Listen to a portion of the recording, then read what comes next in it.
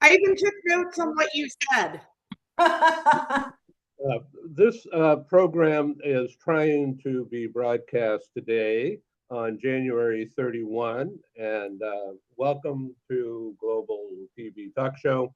We've been having unbelievable technical difficulties, but here in San Diego, I'm looking out at the waterfront, and it's sunny. So, no fire, no fog, and no rain. We wish it would rain, but it's not raining here. So I apologize for the delay. It's 32 minutes past the hour. We could speed things up or we just can continue. Uh, and if you have to leave, I certainly get it. Our special guest today is Ali Orloff and accompanied by Haley, my good friend Haley from years ago. And thank you so much for being involved again. On the screen as well is Ron Cooper from Washington, D.C. And we'll get right back to you about the tragedy and your take on that. Ali Shami is in Seattle, a retired executive from Boeing, but like Michael Corleone, they keep bringing him back in. And so I want you to feel free to tell us about your consultancy and what you're doing. Also with us is Lindsay Michelle from the Midwest. Welcome, my friend. It's been a couple of years. And with us from Mexico City is Rigoberto Vasquez. Thank you again for being with us. That was a very interesting show we did recently with Natalie about generation and the Gen Z take on things, which we'll review in just a minute for the sake of our audience.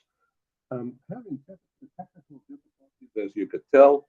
I'm looking at a couple of screens here to see how things are, so I apologize for jumping around.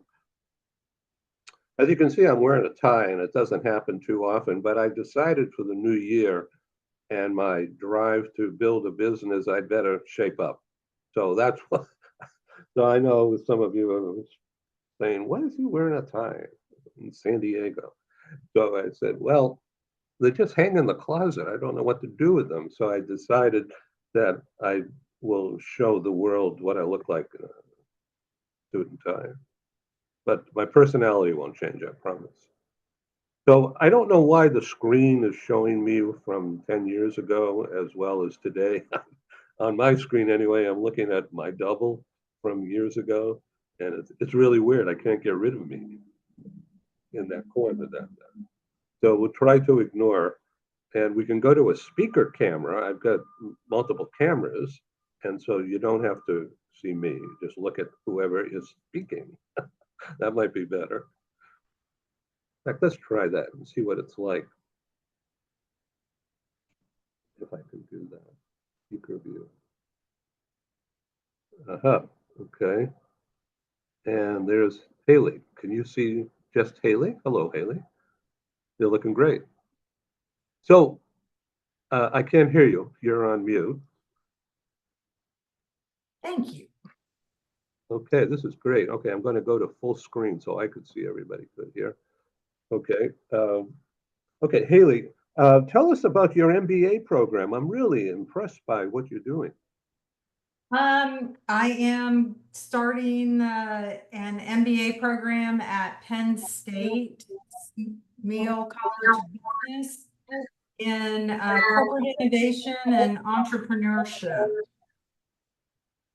Good for you. We're hearing an echo. I don't know if it's from my side or everyone is hearing it. No, I'm hearing it's Ed. Ed, you unmuted one of yours again. Oh. I just unplugged everything. Wow. I unplugged my headphone and I'm talking into the screen. And let me see if I can Click on your one that says co-host and mute I the don't know. So on You know what? participants, Where would I find that? Under more? participants, Uh-huh. go for your one that has your old photo and mute that line. I think I just did. Let's see. Can No. anybody else hear an echo anymore? Not really. No, I don't hear any. No echo. No. Say, maybe Haley can say something, probably, because that's where. Can you, and how do I sound? You Perfect. I sound good. All right. think we're good. All right, Don't this is touch really good. anything, Ed. Do not touch anything. Okay, so what are you going to do with your MBA? Well, I figured since my career has been as a chief people officer in tech companies and startups in particular, it just made sense to do the MBA in that would support the area of my interest, which is startups, because at some point in time, I'm hoping to do some board work. Oh, that's great. Okay, Ken Lloyd, Dr. Ken Lloyd in LA. Are things settling down there now that you haven't had fires for a few days? You're on mute. Mute.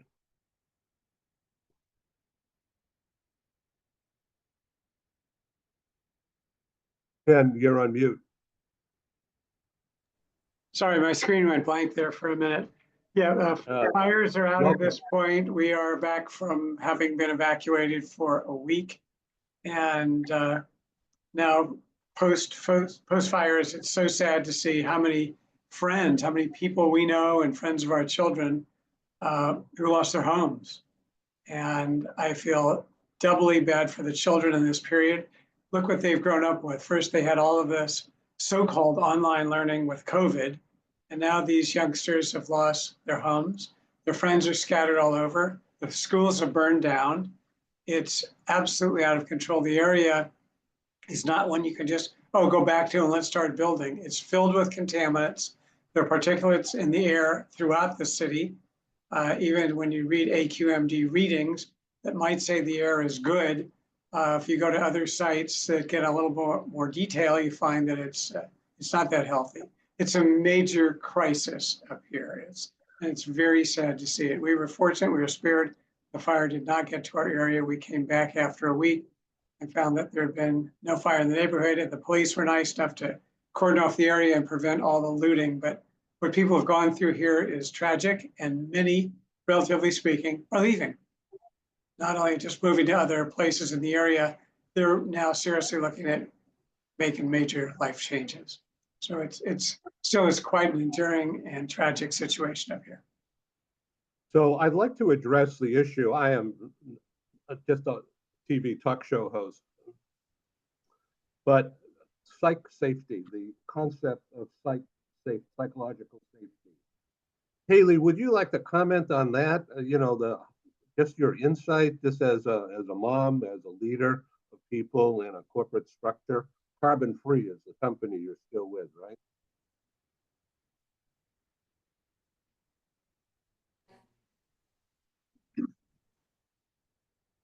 Haley? Oh, tech problems everywhere. Haley, can you hear me? Unmute. Okay, can you hear me? Yes, excellent. All right. Thank you. Thank you, Ken. Got it. Well, from a people standpoint, as an HR leader, wow, that's a lot to have to unpack. I mean, both the fire situation and for businesses and for the recent airline crash. I mean, obviously as a mother, I mean, I would hate to hear that my child was on it or a family member or friends, but for a human resources leader, when you are dealing with a crisis like that in the workplace, you're not only managing executive response, but you're also managing the response to the workforce and trying to put in place psychological and mental well-being programs that will support the aftermath of a tragedy. Yeah, thank you so much for that. This is obviously not rehearsed, and we're in a playing field, if you will, of tech, and I don't have the skills, so I apologize for the delay and all this craziness. Ron Cooper, thank you for being patient and for hanging in there. Give us your take, Ron, as a military leader going back in years, and bringing that into the training position that you do so well these days. Thank you, Ed. Psychological safe space takes on can be a very broad definition, but in the context of the California fires and the most recent accident at Reagan National Airport here in the Washington, D.C. area, people experience trauma from various events. You don't necessarily have to be the one who physically is at a location, but in some cases, people experience trauma just thinking about different instances. And so we as leaders need to be able to recognize when a person is experiencing trauma. Many of us will not express the fact that we're experiencing trauma. We need to recognize that in those we lead. We need to have an environment where people can freely discuss, because many times it's therapeutic. I'll use that term somewhat loosely, to have an environment where people can discuss what it is that the trauma is causing them, many times by having the freedom to discuss, not worrying whether my job is in jeopardy. I can very frequently relieve the trauma, the anxiety I may be experiencing, just because I had the freedom to discuss that with someone who cares enough to listen. That is a very broad overview of what I consider psychological safety, but it has everything to do with our leadership effectiveness, creating a culture in which people thrive in. When people are in the type of culture where they thrive, you will attract and retain people, quality people. Thank you very much. Join the conversation, please, and tell us your take about psych safety and what you think of all this. I'm sorry, you faded away, Ed, when you were pointing out who you want to answer that question. You asked, yeah, Lindsay. Yeah. Yeah. Hey, Lindsay, can you hear me?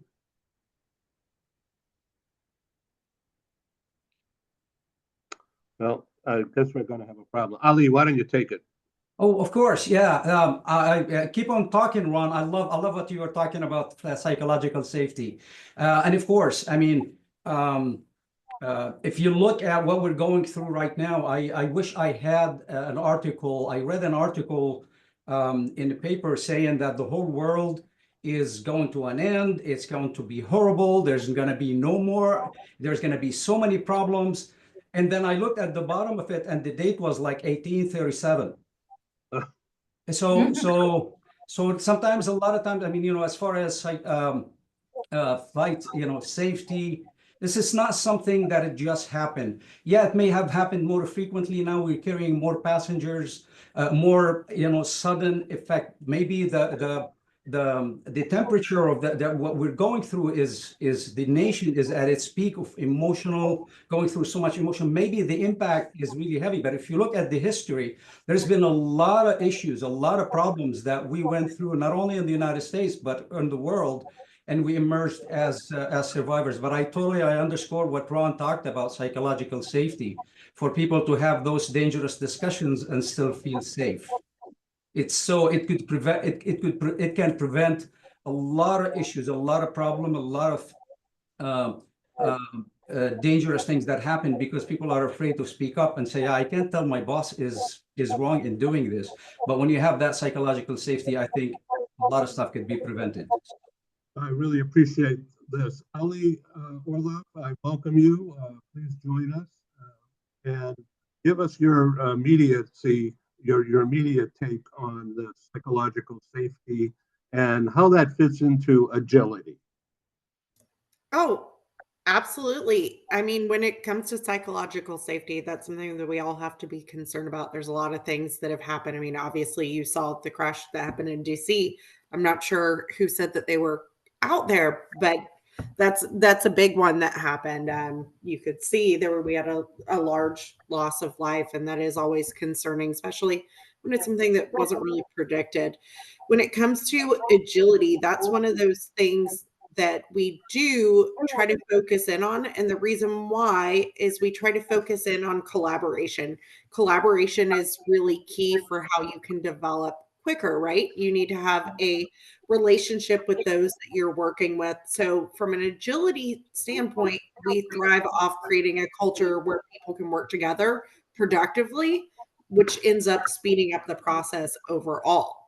Not saying that addresses, the fires that happen out there that Ken's been dealing with, and obviously the crash that just happened in DC.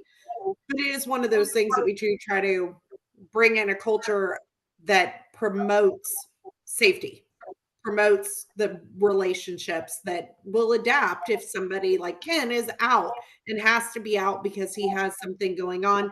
We've created a team that can then pick up slack and help Ken out while Ken's gone. Yeah, thank you, Ken.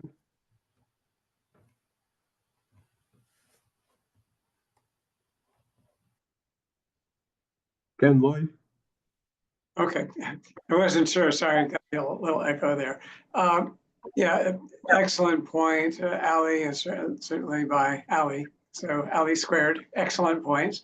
I think I hear underneath this what we all try to focus on as leaders and working productively with others. That's quality of empathy.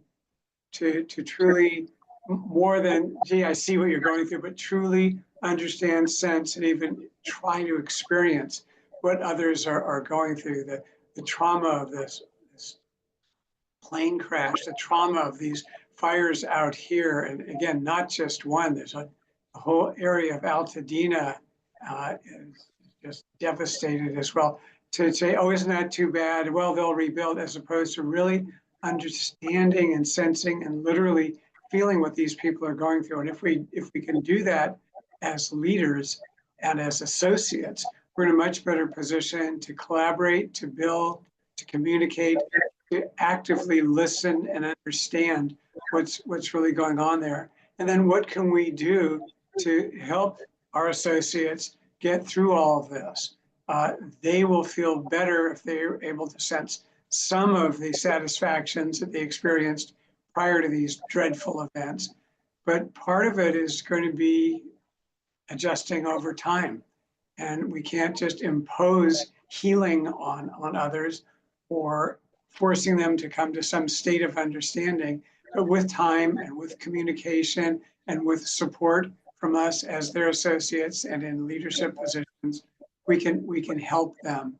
And it's greatly appreciated. Sometimes it's just to be there, anything that we can do to help you through this situation. Certainly the two situations we're talking about, we're interested in doing, and here's what we were thinking of. How would it sound if we took the following steps, so that we're now thinking, okay, what really will help? And our desire is just to help them, if you will, feel more psychologically safe and feel that things are happening and moving out of all of this in a positive direction. I know the concept out there in many religions is that darkness is followed by light. And hopefully, as we go down the road, we will help bring that light to those with whom we're working and who've experienced these horrible tragedies in their lives. Thank you, Ken. I really appreciate that. Ali Orliff, if I could ask you to jump in and give us your take about agility in a workplace such as Lockheed Martin, which is, of course, probably male-oriented and technically oriented. Please correct me if I'm incorrect. I have to correct you if you're incorrect.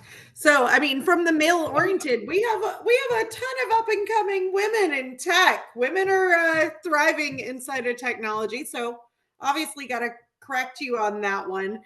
We do have a ton of thought leaders inside of Lockheed that are women. So I will say we do really good on that. I don't know about my competitors that are on the call, my Boeing guys, but I will say from a Lockheed perspective, that is something that we do very well at. There is a mix of everybody inside there, and it's based off skills and knowledge, not necessarily just off your gender and why we bring people in. We want the brightest of the brightest, right? You want to thrive. As far as the tech, obviously, I mean, we have to be tech heavy. Nobody wants to wait for years anymore to produce something. That's just fact of the matter. We've now entered a different life cycle when customers want things on demand, right? Nobody wants to wait 30 years for a product, whether it's an airplane or not. Nobody wants to wait. They want to know what's going on at every step of the way and where we can adapt from that and how we should be adapting to that, right? If we cannot adapt to that as companies, those customers are going somewhere else. They want things faster, and that's just the reality of our society now. Okay, Ali. All right. What is your take on that? Well, first of all, Ali, I don't look at Lockheed and Boeing as competitors. We're working on a on the Vulcan, and so yeah, we both are. That is true. Yeah, we're competing against Elon Musk with the Falcon, and so yeah, I don't know much about Lockheed with the female leadership, but I tell you, I can't do a fair comparison, but I tell you, and I'm very proud to say that, and that for all throughout my career, the best leaders I supported were female. I don't know. Of course, it doesn't mean that I didn't have great male leaders, but we worked very well together. I mean, you'll see in a meeting, as soon as the female leader comes in, the environment, the culture, everything changes. It's just people are watching what you say, what everybody says, but then as soon as that person leaves, I noticed that several times. All of a sudden, the climate, the culture changes, and all of them, that manhood comes in like, rah, rah, rah, rah, rah. I was like, okay, guys, just calm down, you know. So yeah, and to underscore what Ali mentioned about Agile, yes, customers want it done right, quickly, with the right, you know, with being affordable. So agility, and that ties up to the psychological safety. I believe Agile I think it's rooted, it's from, I forgot all my French, but I know it comes from a French, and it's being able to move quickly. And when you move quickly, you need to have that self-awareness and be able to make a decision really quick. So that being free to go to do anything, and so agility is definitely, it's one of the very important things, to be able to pivot. No matter what happens, be able to get over the situation, think straight, look at the facts and data, and move on, and let everybody's voice heard, no matter where their background. We need diversity of thought. We need to encourage people to speak their mind and point out anything, because the preparation is now. When the war starts, you can't just go and say, oh, let's just talk about psychological safety. Let's just see how you feel. No. That has to be done really, really quick. So I love what you just mentioned, Ali.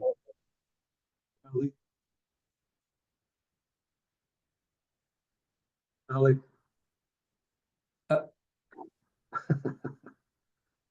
So I think I noticed something, Ed. When you look to the right, the audio goes away, but when you're looking straight, we can hear it. So that's my observation. Okay, how about now, Ali? Would you like to speak? This Orlov?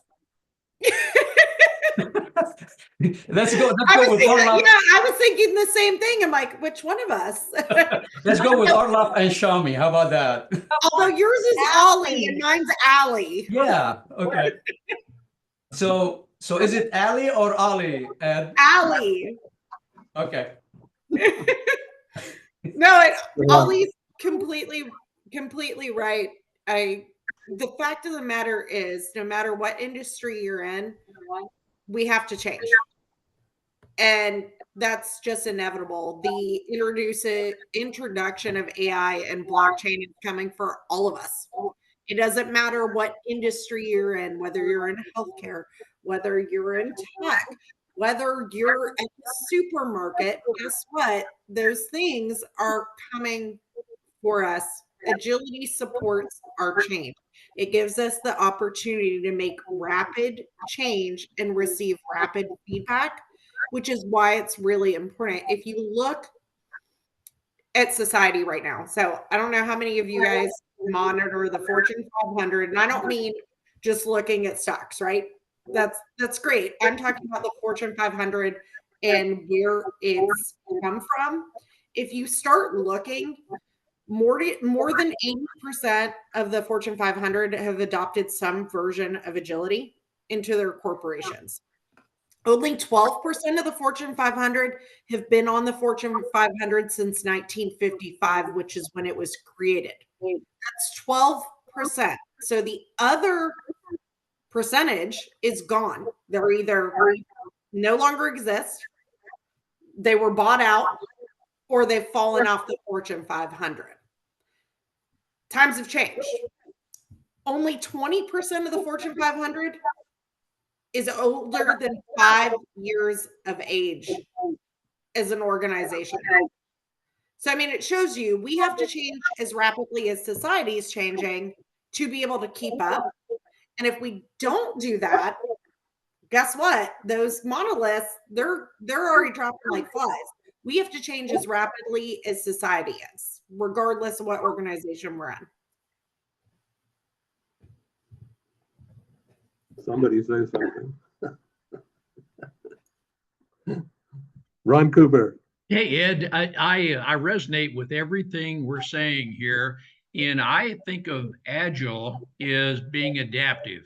And we have clients who want a resolution quickly.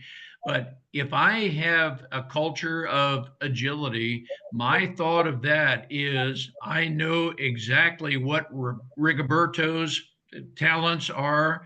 Haley, Allie, Ollie, Ken, I know you. I know you all. And so my clients need as the times change, I know what I'm thinking ahead. I'm trying to think what our clients need and want before they can even verbalize it to me. And I know who is working with me. I know exactly who has the talent and the strengths to be able to meet client needs. I'm not speaking as a fortune teller. That's not at all. But I am thinking about needs of people. I'm thinking about the strengths of those in my staff and how we can be resolution providers. And I can turn to you, Ed, and say, Ed, I have a sense that my client needs, and let's think into this. I am all about proactive, critical thinking. And when we have a culture of that, then we are going to come up with some innovative ideas, not all of which are implementable. But when we have those innovative ideas on the table, we will be able to determine with merit which one, determine with accuracy which idea merits moving forward. But that's a culture of I think it's all about collaboration, and it's us working together to a mutual benefit. Collaboration. I was going to say collaboration and customer centricity, knowing what your customer is asking and how you can meet those needs. Absolutely. Right on, Allie. But that requires thinking ahead. That's my perspective. And we're trying to think our customer needs. We frequently use the term pain points. And as I'm able to think into my customer's needs, I hopefully will be able to proactively identify those needs, maybe even before they verbalize it. I have to jump on this because you guys sparked just a lot of people when they think of agile or agile, it's like quick decisions. And that's not necessarily right. It's not necessarily just go and jump into a solution right away. Oh, I'm agile. I make a decisions right away. And that really what I heard Ali and Ron talking about is it's you wanna think slow and execute flawlessly fast. And what's the best time to think slow is when you have time to do that. And that's the work that it's been done before, understanding the customer, being customer centric. So planning, so whatever is done ahead of time, it saves us so much that we'll be able to be agile. Because then I don't really need to go and read about what the customer wants, what the people that support me want. I've already done all of that. So agility is kind of like water to plant is like planning ahead of time and the thinking and working on the culture and planning ahead. What this happened, this is what we want to do to save that time. So otherwise, agility being just agile, and I've seen that in the workplace. A lot of people think like if I spend 5 seconds not giving an answer, I'm not being agile. I'm not really. I come across that I don't know what's going on. While in reality, we have to be very careful. We have to be very careful, not just come up with this new culture of I have to think really quick and execute really quick. We have got to slow down and be selective. If I have all the information that I need, if I've done all the planning, if I understand the environment, if I understand the market, if I understand the customer, then by all means, go ahead, do it right away. And Ollie brought up a very good point, the tie back to safety. One of the big things about agile is not being afraid to fail too, because we create rapid learning cycles, which means we have the opportunity to fix problems a lot quicker than we would if we had a 3-year program that you wait till the end to find out there is a problem. So having that cultural safety that it's okay to fail, because from failure we create what? Learning, new opportunities is another big thing that we support from an agile perspective. Holly, let me ask you about collaboration and how you foster that.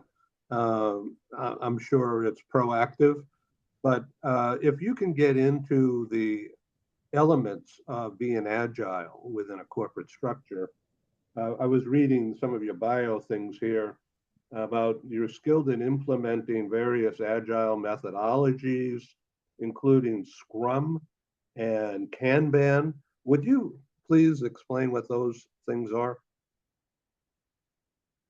Yes. Do you mind me going ahead and stealing your share? Oh, please take it. I'm going to go ahead and steal. So this is one of my many little explanation decks in here. This one's geared more towards AI and why we would use this with AI, but it still covers a couple of the things that we would look at. So you do have a lot of different methodologies that have come into play when it comes to Agile and the different Agile frameworks. It all started when we came out with the Agile Manifesto in 2001, but from there, things always adapt. So you have things like Scrum, Kanban, SAFe, which is Scaled Agile Framework, and then LESS is also another one that comes in there. You might hear other ones. DAD is another one in there. There's a lot of different methodologies that come into play, but the most widely known one is going to be Scrum.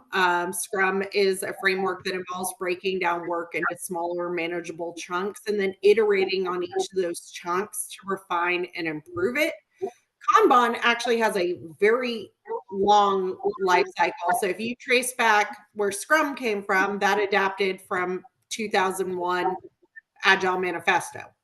If you look at Kanban, on the other hand, that originated with Toyota in the Toyota production system and is coming from what we call, Six Sigma or Lean Six Sigmas. Kanban is a method of managing your workflow. It is a pull base. It ironically came from watching supermarkets. So the creator for the Tashi Ono, which was from Toyota Production Systems, realized that when you were looking at grocery stores, what you kept on the front shelf was a little bit different than what you kept on the back, which was your indicator for when you needed to move stuff from the front, or sorry, from the back to the front. But also it showed you when you move those things, you would also have to order new ones to replace what was in the back. So that's your background on your Kanban. And then you have things like safe and less and even that's in here. And these are frameworks that are enabling our businesses to scale agile to a large system. So large release trains, large companies, large portfolios are adopting things like safe and less and down is one of their examples for how they would align their whole entire organization. And I think I just word vomited on you guys on a couple different methodologies. That's a word salad, right? But I like the mixture. Ali, would you like to comment on this? Do you get into any of this stuff in Boeing? Oh, if they're a company that doesn't get into this, then they must be in really, really deep trouble. Yeah, I was involved in when I was in product development, involved in that, and yeah, what for the teams, a lot of times when we were starting introducing lean, agile, they'll be like, well, you know, what's Toyota know? How come Toyota know better than we do? And I keep on taking them back in history, and I say, have you guys heard of Edward Deming? And they'll be like, yeah, who's he? Well, he was the guy who was jumping up and down and screaming to the companies, in American companies, saying, hey, I think if we do these things, we can do a better job, we can do a better execution, provide the customer what they want. And unfortunately, not many people listen to him. So he ended up going to Japan. Japan picked him up and he taught them uh, all this about lean and about scientific method.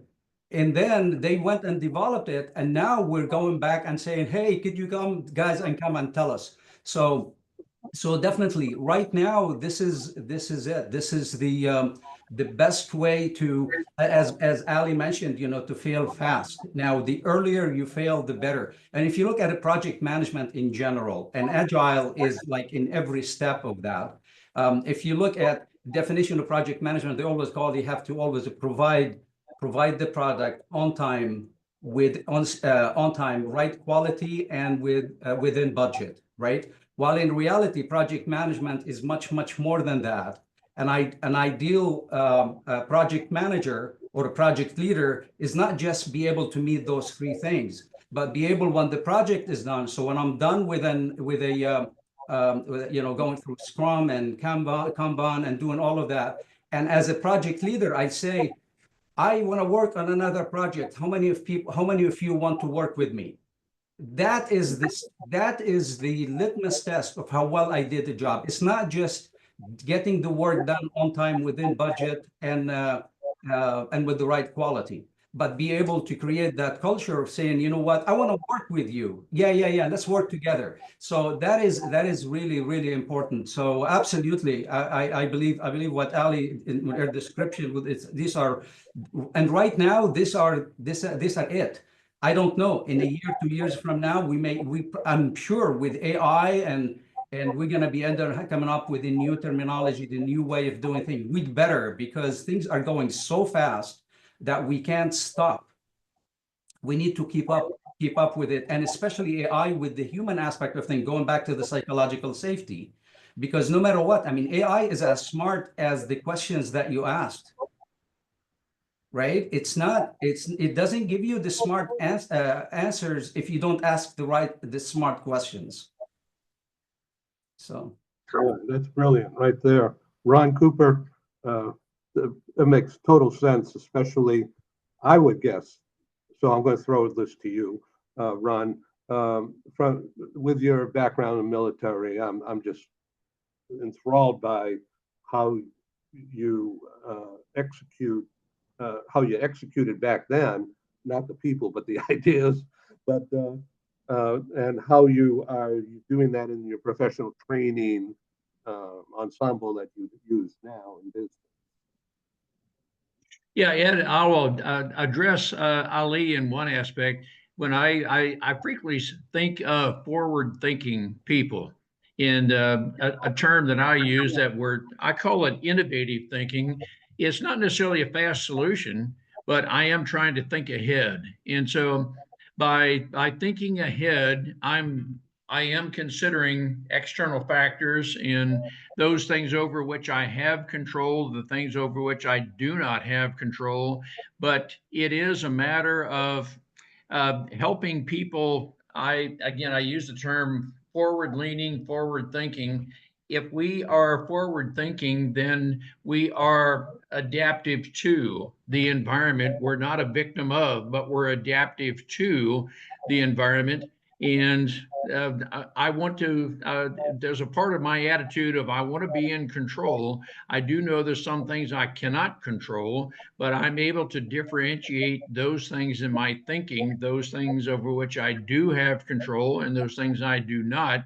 And if I'm able to differentiate those things, then I'll be able to come about innovative thinking, which I definitely want to foster as a leader.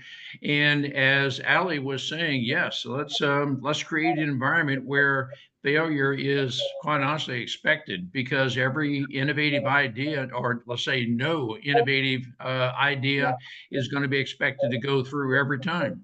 But we're always going to improve on an idea that we start with. And that to me is innovative thinking. That's the culture that everything, everyone, every process can be improved. We just need to think into it. Rigoberto, I welcome your take on I I couldn't hear you very well, Ed. Could you please repeat your it. question? Yes, I invite you to speak and to address what was just discussed and displayed. Yeah, well, that sounds like very interesting all that I hear. I honestly don't have too much experience on Agile. However, I do like project management in general. And just my perhaps short input, it's about that any strategy you follow in implementing or having a project, it also depends in the industry and on the complexity of the project. Yeah, from my perspective, it there are like several types of projects and categories, but one of them could be when it's a project which is just about executing.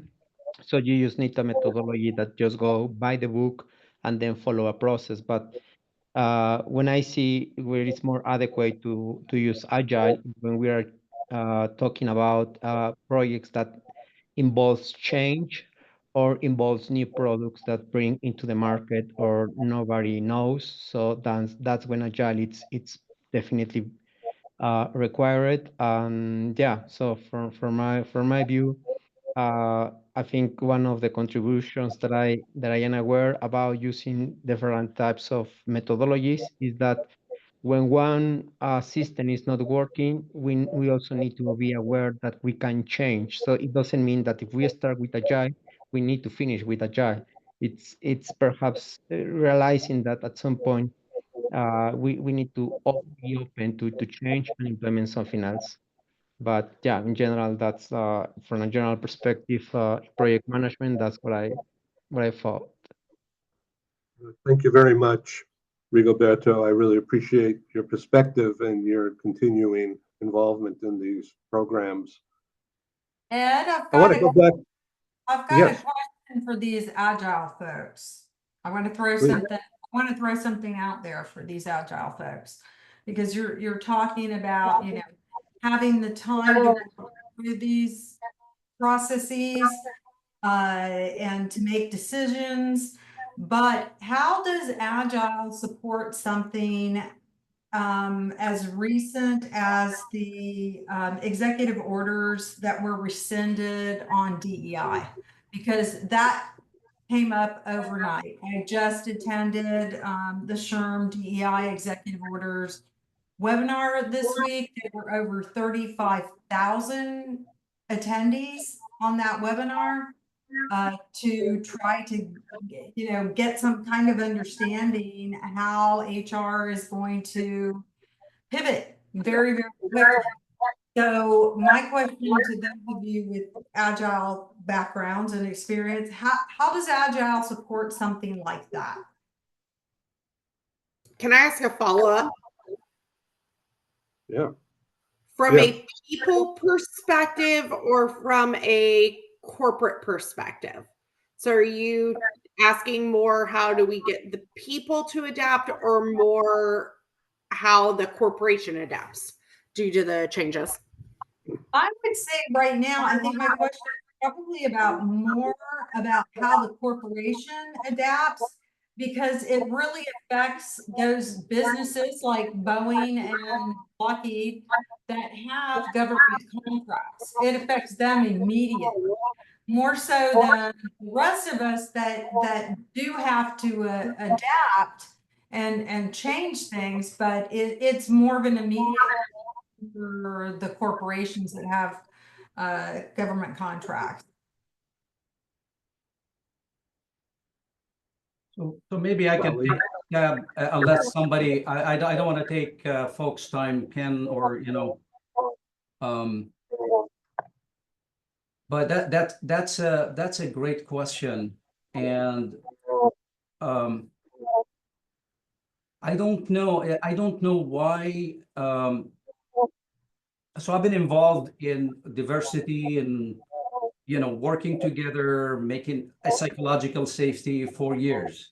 And by the way, I don't work for Boeing right now. So I retired 6 years ago and they brought me back. And now I left in September and so now I have time where I can write books and stuff.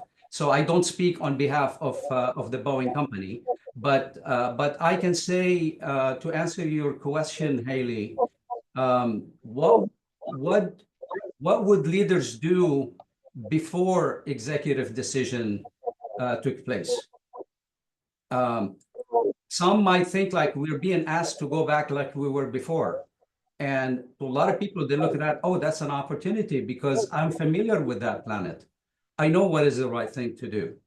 Overall, I feel this pendulum keep on swinging right and left. And the best advice for leaders in companies, small, medium, large companies, is think what is the right thing for the people, what is the right thing for the business. If you only focus what is the right thing for the people itself and not the right thing for the business, you know what? You will have a company of having very, very happy people for 1 year and they'll go out of business. If you focus only on the business, you may last for 2 years, but the company will also disappear with having miserable people who do not want to go back and work. So keeping that balance between the business and the people. And the best, what I found out, and oh my goodness, you don't know how much I spent so much time trying to convince by saying sometimes you can promote the right thing wrong, and in the end you'll end up being wrong. And so nobody's going to question, folks. For us who we care about people and we are leaders, we know we want to be fair. Who wants to not to promote the right person to go do the job, right? But we know that. But you gotta understand, who am I going to convince? So if I go and I talk with somebody, none of us here needs to be convincing that diversity of thought is important. But I tell you, if someone who is focusing a lot on the business, I gotta go and tell them, look, oh, by the way, especially in the airplane industry, 20 years ago, 25 years ago, only 20% of our customers were international customers. Now 80% of our customers are international customers. You don't want to include diversity of thought. You don't want to look for people, how their culture, where they come from, language, all of that. By all means, go do that. If any of the American companies want to compete with a company like Airbus, they grew up in a culture, in a continent where you get in a car and within 30 minutes or 2 hours, you cross 5 different cultures, 5 different languages. They've been trained to really look at it as a positive way. So I hope of what's going on is we will get somewhere in the middle, that we can be fair with the people, but at the same time fair for the business, and not swing it the other way around. So I hope that answers part of the part of the question. Ellie? Yeah, I was gonna echo exactly what Ali said.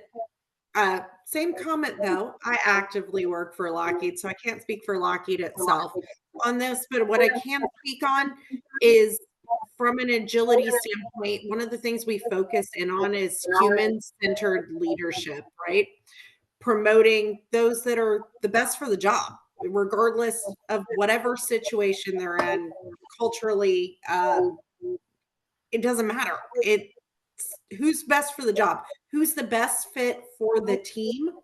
And it doesn't matter your race. It doesn't matter if you have a disability. It's who's the best fit to do the job. And that's something that we all need to continue focusing in on and making sure that we're making those active decisions as leaders to search for the best fit for not just what needs to be developed, but also the culture inside the team as well.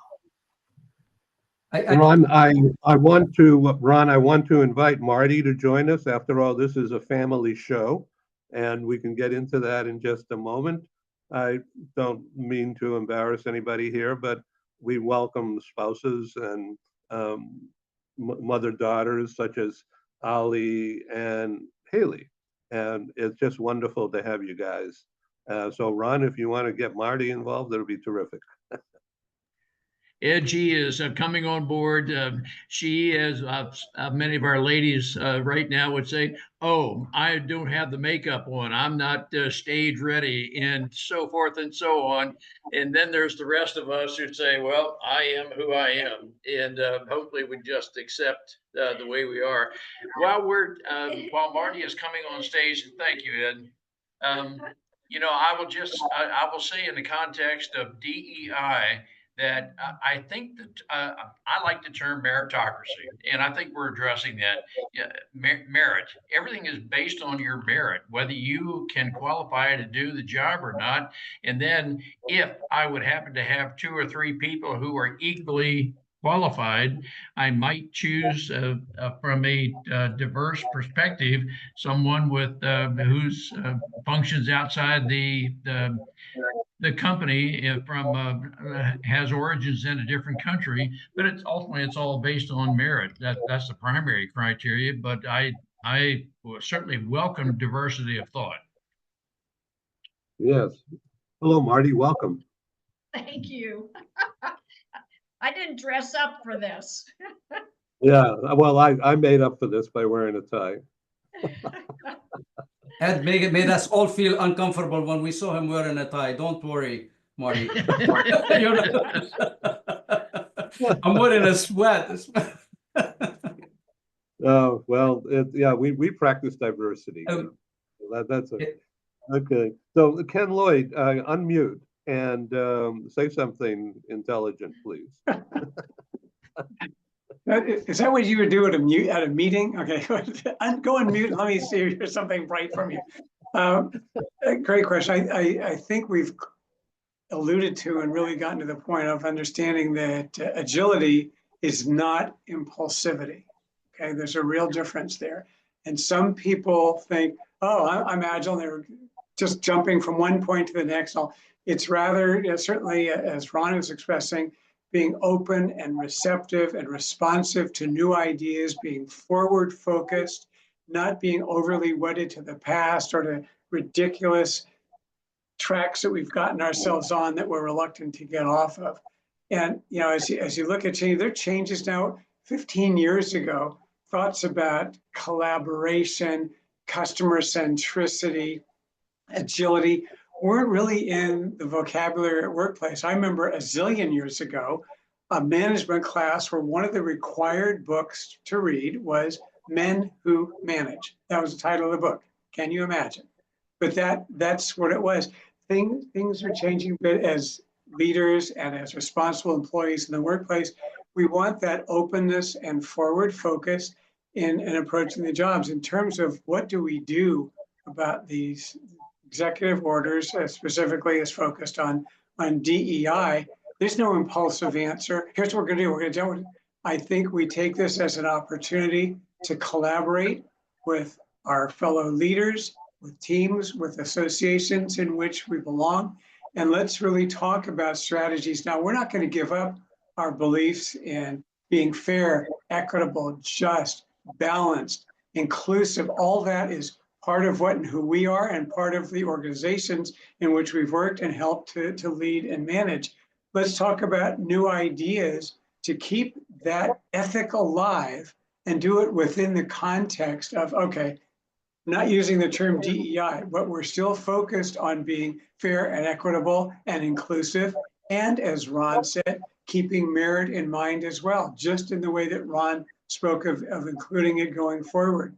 It's an opportunity, as I see it, for us to collaborate at our very best and come up with ways to fairly and equitably and productively deal with this change that's been, if you will, mandated by the chief executive of the nation. So I read something this morning, New York Times or Wall Street Journal, I don't remember right now, about the changes going on in Washington. And this is not political. Everything's political, but it's really not political, what I'm about to say. Like the order came down to the FBI suddenly, I guess earlier today, that people are going to get fired or given some kind of a deal like the president offered yesterday to the others to just go away. But the article went on to say that these people are probably going to join consulting companies pretty quick because of their in-depth contacts and knowledge of how the system really works. And they're going to probably get contracts to consult back to the same organization from which they just left. And the article author said that this person, the author, said that inevitably the consulting contracts are going to be worth a lot more than what these people are currently getting paid, therefore costing the government even more money to get rid of the people they don't want around just to satisfy a political gain. And so talking about being agile, this is like, whoa, somersaults happening right before our eyes. So Ed, if I may jump into this, since we're and I can speak on this because I totally get both perspectives. I represent both perspectives. So a lot of people, they say the chain is as strong as the weakest link. Others, they say this chain is like Gibran Khalil Gibran, the Lebanese. I'm not promoting a Lebanese poet here, Lebanese American poet, but he said the chain is as strong as the strongest link. So I think the way we are looking at things, do we want to look at strengthening the weakest link in the chain, or we want to make sure that the strongest link does not feel like all the attention is going to the strongest link, to the weakest link? So what am I? I'm the one is as strong, right? I'm the one who's doing all of this. So I want to connect that with agile. When you look at diversity of thought and you want to look at, am I content with the best I can be now, or would like to be the best I can be in 10 years from now? Give you an example. When I worked in, supporting customer service, so I came to the United States. I didn't speak, English is my second language, and working with customers, I loved working with customers. I did all that, but maybe my language was not helping me, right? So you can look at it and say, you know what, customer service, we want somebody who's over the phone talking with people that will be able to speak really well, English really well. Well, guess what? Now, when we have like 80% of our customers are international, it is your choice. So when we have the president of for example, Ethiopian airline landing in Seattle, and then when they get off the airplane and they look and they see, oh, this company is diverse and people could speak different languages and will be able to connect, is that bad for the business? So it's our choice. Do we want to just base it on today? What do we have? Because unfortunately, if we just continue only to look at it only for today, a lot of female leaders may not have that opportunity to be given that opportunity to show how good they are. So we'll be missing out on so much talent of having female leaders just because for the culture and what they went through, they never had the opportunity to be taught those skills. So we have two people coming in applying for a job and say, did you do this? Show me your resume. Well, I did. I never, this is what I did. Oh, great. This is great. What about you? Well, I have only that many, not much. Well, okay, I'm going to go with the person who had who had a lot of experience. But is it the right thing? Is it the right thing to do? Now, that's one perspective. The other one that I'm also understanding, it's just not fair that we focus only on the weakest link and make it as strong, because we want to make sure the strongest link does not feel left out. So for this reason, it's not agile. It's something is happening really quick, and how you're gonna react to it. And we really need to go back to basics and figure out that it's not, people don't care what you know until they know that you care. Do we really care about our country? Do we really care about company? Do we want to make sure that everybody's heard? Do we want to have that psychological safety where people don't speak their mind? Just because at one point, now I'm fluent at, fluent in English. Every now and then you're gonna hear me saying maybe a couple of Lebanese words, especially if I get hungry and I get too excited. But you know what I mean? But does that mean that I should be given that opportunity just because I need to? There are things, there's my responsibility that I need to do. There are a lot of things that I need to do to prove that I can do the job, and I have that merit that I can bring in and say, I can do this job. So it's not as simple. And my worry, I'm afraid, is that pendulum's going to keep on swinging back and forth, and it's not going to be right in the middle. Yes. And for that reason, when I talk about this topic, I either both say, yeah, I agree, or they both say, no, we disagree and we don't like you. So No, Ollie brought up a point that also should be called out. It is a risk to agility in general. When you remove crucial subject matter experts, whether they're leaders or not, you're going to have a ripple effect, right? If you are removing these people rapidly and there is not somebody else that has that same knowledge, you cannot be expected to produce the way you were, or even faster, or even slower, because you might not have that skill set. But the other thing it goes back to is that psychological safety and risk-taking piece, because if we are removing people and it's based off political directives, whatever it may be, that remaining staff may become hesitant to innovate. They may become hesitant to make decisions that are needed, which means that we're going to have repercussions because people are afraid. Marty, I welcome you. Just going to say, there's also something called institutional knowledge. And when you remove vast cadres of employees out the door for whatever reasons, you're also seeing a lot of, if you will, internal intelligence, history, understanding, cultural factors that are gone. And suddenly errors start to creep in because these people knew how to deal with them, how to prevent them. And not that it was written in black and white, but their experience with the company enabled them to do that. That's all gone. And we see this happening even when private equity firms come in and let a lot of senior people go, and all of a sudden they start failing. The business is not as easy as they thought. And all of that knowledge is gone, and it's rather priceless, and literally and figuratively priceless. And to your point, Ken, and the impact on the new employees that are coming, that are inexperienced, is huge, because they say the best way you can treat the new employees is show them how well you treat the experienced ones. So for somebody who has the experience, just because they happen to be that they belong to the mainstream, and so, okay, we can let them go, and they were going to walk away with all that knowledge. The new employee who's coming is like, oh my goodness, is this how you treat the best employee experience? I don't want to be in that position. And we know how our new generation, it'll be like, I'm out of here, right? So you brought up an excellent point.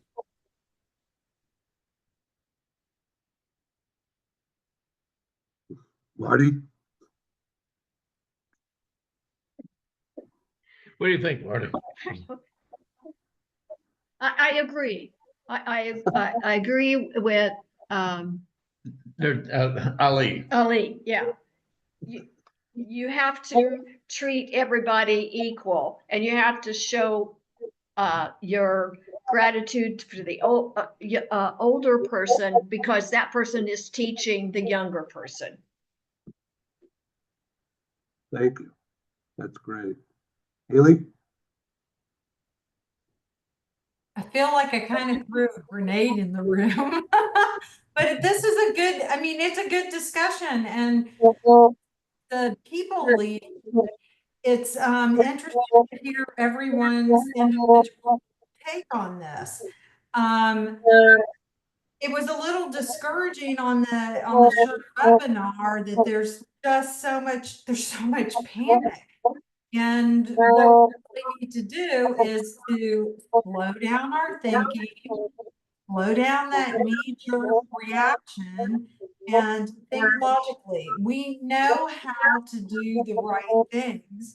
We've got to get back to doing the right things. I mean, we've always been required to support and be compliant with Title VII, and of course Title VI if you're government, if you have government contracts.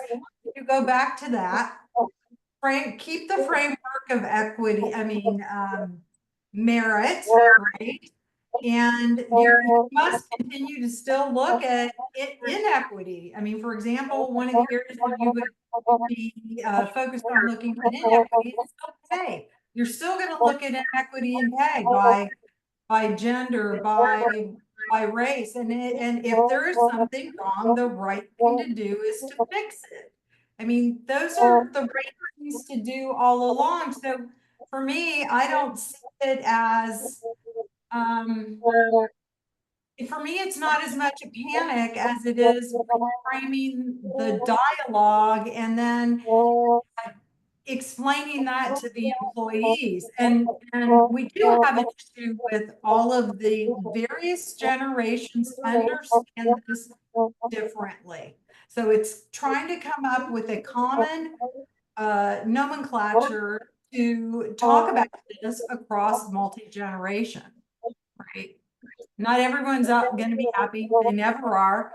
But I think if you just kind of get back to the basics and have the ability to explain it in a logical and a calm manner, that you're not ripping the organization apart just because it looks like the rest of the country is in chaos, right? We have to remain leaders and communicate a unified message.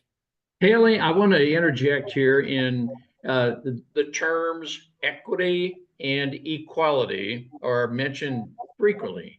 To me, equality is equal opportunity. Now, nobody across the company is going to have equal pay, but I certainly, as a leader, want to give you equal opportunity.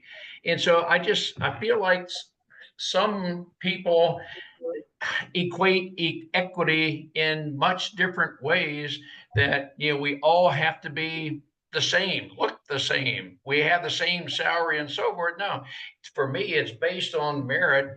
But again, I want to give you equal opportunity. And so I know that what I just said may bring about varying perspectives. When I speak about equal pay, that's equal pay for equal jobs, and we have always had to be compliant with that. That is not something that we should ever stop monitoring. If you have males and females doing the same job in the same organization, and there's a disparity in pay, then females need to be, or males, because I've seen it happen that males were paid less in a female group. I've seen that. And you've got to bring that up. That has nothing to do with equity per se. That has to do with fairness, and that's required under the PO. We do have, pay equity issues that are part of compliance. It doesn't mean everyone in the company gets exactly the same thing. Merit has to be really a predominant factor, right? You know, when you go through compensation and job grading and you look at experience and you look at all of those things, it's not throwing that out of the window and saying, okay, well, Ally, you've got 10 years of experience, and Ollie, you've got 30 years of experience. You guys are doing the same job. You should be paid the same thing. No, it's not saying that at all. But if they were comparable, same level of experience in the job, and she was being paid significantly less, where's your argument, right? So the pay needs to be equalized. That's the way that I am looking at equity, not in terms of the broader, more DEI sense of equity. Yeah. Just to If I may, for the last 15 years, I've been always, I mean, I promote diversity of thought. I promote treating everybody with dignity.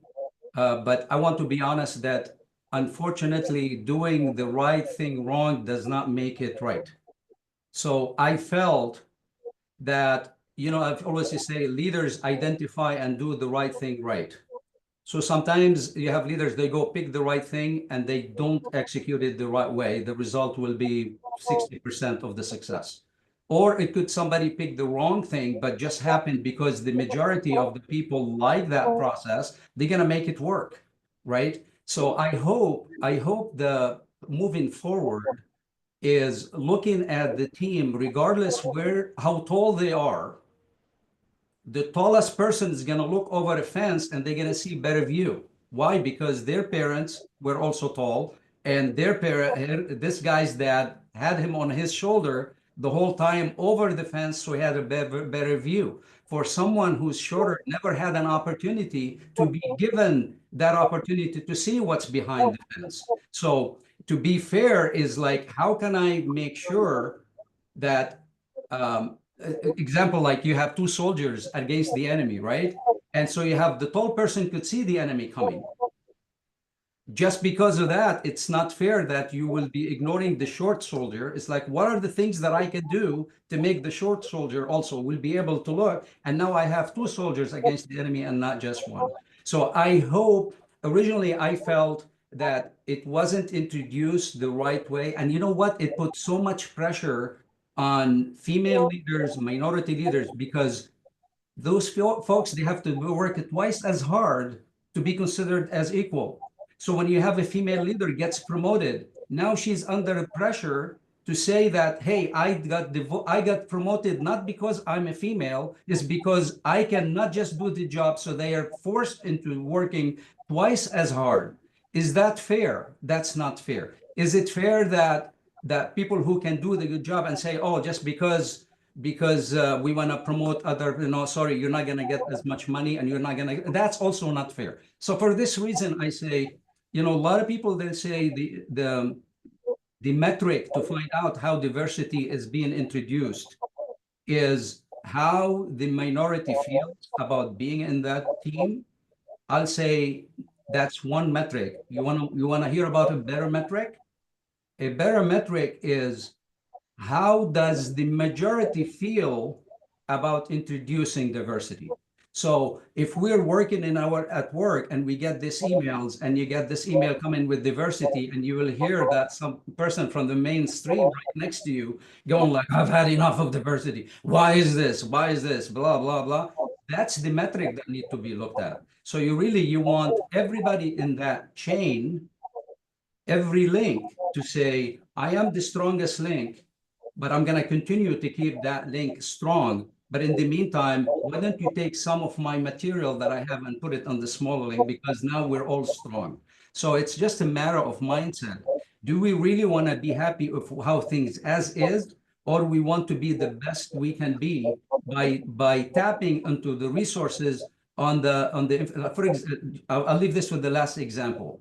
The customers who really succeed are those who take into consideration the diverse customers. If you build a car only for male, you just ignored what percentage of female, because you didn't take into consideration that handle, you open the door, it's hard to open it, right? So diversity of thought, you got to look at your team. If you want to be a successful company, you need that diversity of thought. You want on that team to have a female leader and say, whoa, wait a minute, that's not going to work.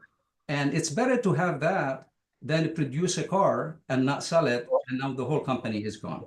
So Ali, I'll say like I said, when I hire, and I'm a single contributor right now, and I will say it's been a spoiling because I don't have the whole people hiring aspect. But when I have had employees, my number one thing I look for, ready?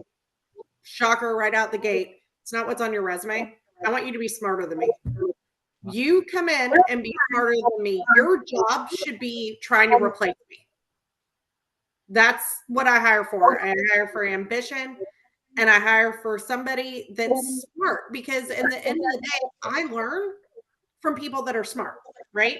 So as a hiring manager, my goal is to have the smartest people in the room. I don't care what your background is, where you came from. I'm not talking about smart just from college. I honestly remove college from my hiring. It's not on there. I want the smartest people, the most innovative people in the room. So the DEI, to me, the change that's coming out to me, it doesn't change who I am as a leader.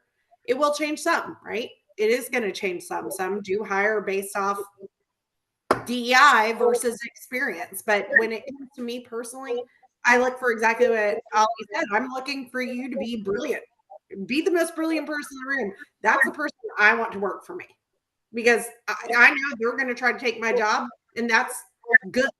That's going to make me work harder. Ron, I see your 15 seconds.